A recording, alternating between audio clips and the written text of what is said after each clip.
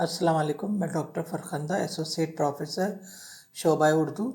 मैंने आपको इससे पहले बीए पार्ट फर्स्ट के तालिब इल्मों से मैं मुखातिब हूँ।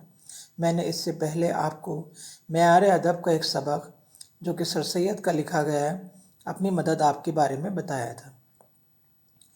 सर सैयद ने इस सबक में सबसे पहला जो कौल लिखा है कि खुदा उनकी मदद करता है जो अपनी मदद आप करते हैं।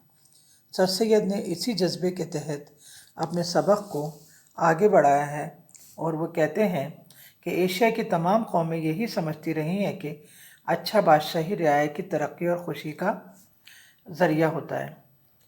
कि तमाम एशिया की कौमें ये समझती हैं कि अगर बादशाह अच्छा होगा तो हमारी खुशी और तरक्की वही करेगा, हम कुछ भी ना करें, बस बादशाह कुछ सब कुछ करे।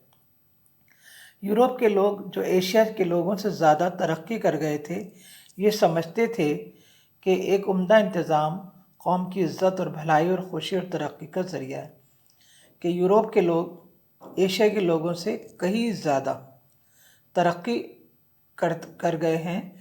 वो भी पहले यही समझते थे कि कौम की इज़्ज़त और भलाई और खुशी का तरक्की का ज़रिया गवर्नमेंट ही है, ख्वाह वो इंतज़ाम बाहमी हो या रस्म रिवाज का हो या गवर्नमेंट का। और यही सबब है कि यूरोप के लोग कानून बनाने वाली मजलिसों को बहुत बड़ा ज़रिया इंसान की तरक्की और बहबूदी का ख्याल करके उनका दर्जा सबसे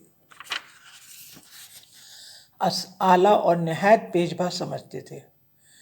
मगर हकीकत में ये सब ख्याल गलत हैं।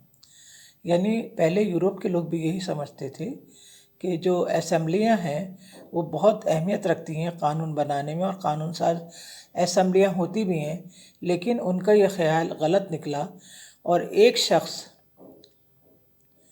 पार्लियामेंट का मेंबर ही एक शख्स, फ़र्ज़ करो कि वो लंदन में आयरलैंड की तरफ से, आयरलैंड लंदन के पास ही एक छोटा सा स्टेट है और अभी वो आज़ाद हुआ है 1 साल पहले ही, और उससे पहले वो लंदन में ही शामिल था। और आयरलैंड की तरफ से पार्लियामेंट का मेंबर ही क्यों ना हो जाए, या कलकत्ता में वायसराय और गवर्नर जनरल की काउंसिल में हिंदुस्तान का मेंबर ही क्यों ना बैठ जाए। कौमी इज़्ज़त और कौमी भलाई और कौमी तरक्की क्या हो सकती है? बरस 2 बरस की बात पर वोट दे देने से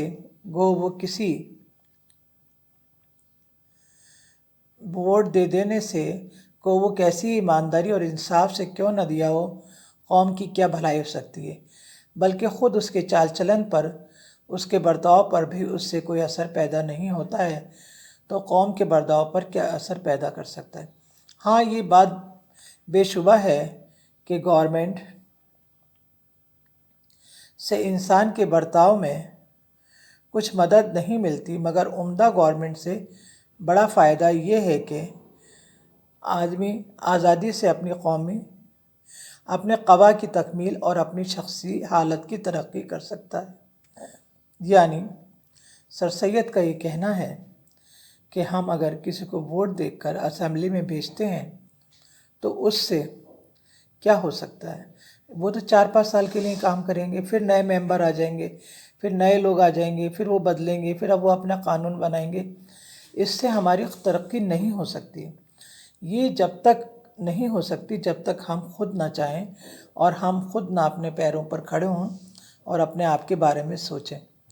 पुराने लोगों का मक़ौला है अन्नासु अला दीन मुलूकिहिम, कि अगर इस मक़ौले में अन्नास से चंद ख़ास आदमी मुराद लिए जाएं जो बादशाह के मुक़र्रब होते हैं, या ये मक़ौला सही है, अगर ये मान लिए जाएं कि रियाया अपनी गवर्नमेंट की सी हो जाती है, तो ये मक़ौला सही नहीं है।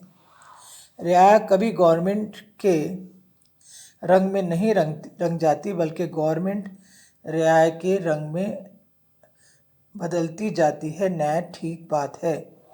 यानी आपने देखा होगा कि हम लोग जिस तरीक़े के लोग चुनकर भेजते हैं, जो हमारी मेंटलिटी है, हम जिस तरीके से सोचते हैं, उसी तरीक़े से हम लोगों को, उन्हीं लोगों को चुनकर पार्लियामेंट में भेजते हैं और पार्लियामेंट में हमारी ही अक्कासी करते हैं वो लोग, तो एक उम्दा गवर्नमेंट तो नहीं बनी।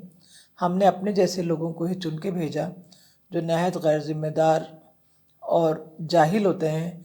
इसी तरीक़े से जैसा हम होते हैं वैसी गवर्नमेंट बनती है। तो ये सही नहीं है कि गवर्नमेंट हमारी आज़ादी और हमारी तरक्की के लिए मुआविन साबित होती है, वो ज़रिया होती है। सर सैयद यही बात अपने इस सबक में कहना चाहते हैं। इसका बकिया हिस्सा मैं अगले लेक्चर में पेश करूँगी। अल्लाह हाफ़िज़।